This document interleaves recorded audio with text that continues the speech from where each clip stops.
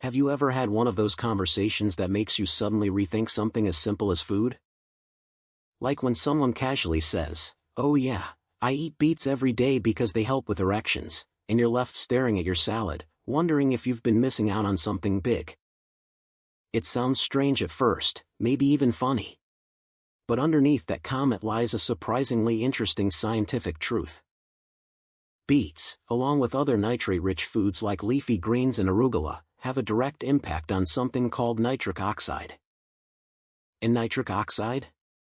That's the real engine starter when it comes to blood flow, and yes, that includes blood flow to areas responsible for sexual function. Here's how it works: your body naturally produces nitric oxide through the lining of your blood vessels. This molecule sends out the signal that it's time to relax smooth muscles and open up blood vessels, kind of like telling your circulation system to open the floodgates. In the context of sexual arousal, nitric oxide allows blood to rush into the penis, fill the chambers, and create an erection. Without enough nitric oxide, that process stalls. The ignition doesn't fire. You've got the engine, but no spark.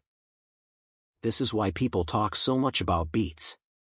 Beets are full of dietary nitrates, which your body can convert into nitric oxide. Studies suggest that consuming between 450 to 550 milligrams of dietary nitrates can noticeably raise nitric oxide levels in the blood. Now, does that automatically mean stronger or longer-lasting erections? That part isn't fully proven.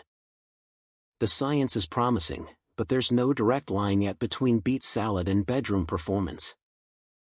Still, if you're aiming to support your vascular health in general, adding these foods makes a lot of sense. They're natural, nutrient-rich, and unless you go overboard with portions or sugar, they're pretty harmless.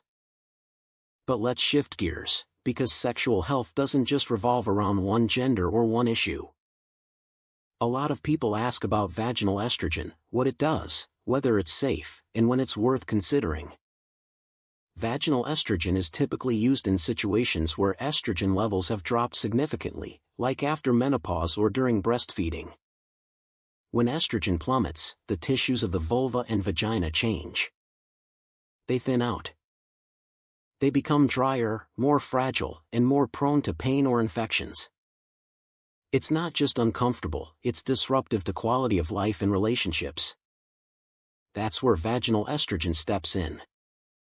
Unlike oral hormone therapy, which spreads estrogen throughout your whole body, vaginal estrogen works locally. It targets just the tissues that need it. Only a tiny fraction of it enters the bloodstream, and it doesn't bring with it the serious risks associated with full-body hormone therapy, like increased risk of blood clots, strokes, or cancer. In fact, no case of blood clots, heart attack, or estrogen-related cancer has ever been attributed to vaginal estrogen. Some women might feel brief breast tenderness in the early stages, as the body adjusts to having some estrogen again, but that usually fades. Most experts consider it so safe that they're actively pushing to have the black box warning removed from its label altogether. And then there's delayed ejaculation, something that doesn't get nearly enough attention. Everyone talks about premature ejaculation like it's the big problem, but the other end of the spectrum can be just as distressing. Imagine taking over an hour, sometimes even 2, to climax. Or worse, never reaching that point at all. For some men, this has been the case for as long as they can remember. For others, it develops slowly with age, changes in nerve sensitivity, or subtle shifts in how they experience stimulation. One of the biggest contributors to delayed ejaculation is actually something most men never think about: the way they masturbate. Over time, a man can train himself to need very specific types of stimulation, an exact grip, a particular rhythm, a favorite fantasy or video scenario. Then when he's with a partner, his body just doesn't respond the same way. It's like muscle memory but for arousal. Breaking that cycle means reconditioning the brain and body.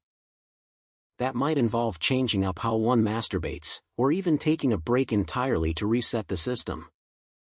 It could mean introducing new types of touch, pressure, or tempo, either solo or with a partner, to widen the range of what the body responds to. But if behavior changes aren't enough, there are a few off-label medications that have shown promise.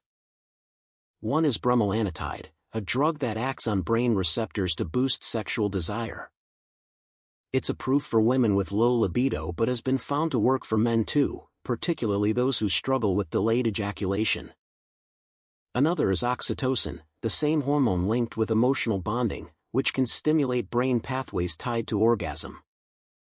Cabergoline is another option, used to reduce levels of prolactin, the hormone that tends to rise after ejaculation and may suppress arousal when elevated too early. Now, none of these medications are FDA approved specifically for delayed ejaculation. And while they've shown results in small studies, success rates hover around 60% or less.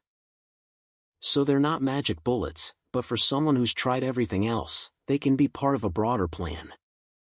And yes, there are devices designed to stimulate the penis in different ways, although scientific backing for their effectiveness is limited. At the heart of all these topics is one simple truth: sexual health is complex, personal, and deserves more attention than it gets. Whether you're thinking about Beets for circulation, estrogen for comfort, or medication for performance, the real goal is understanding how your body works and giving it the tools to function well. Small changes, like adjusting your diet, rethinking your routines, or having honest conversations with your doctor, can make a massive difference. There's no shame in being curious, in wanting better, or in asking questions that other people shy away from. So if this conversation opened your eyes or gave you a new way to think about your health, don't stop here. Subscribe to this channel so you don't miss the next episode. Leave a comment with your thoughts or questions, it might be the next one we answer. Share this video with someone who's been quietly wondering the same things. And if you're ready to dive deeper, there's a whole library of episodes waiting to help you understand your body better. You deserve to feel confident, informed, and in control. So hit that like button, subscribe, and let's keep this journey going, together.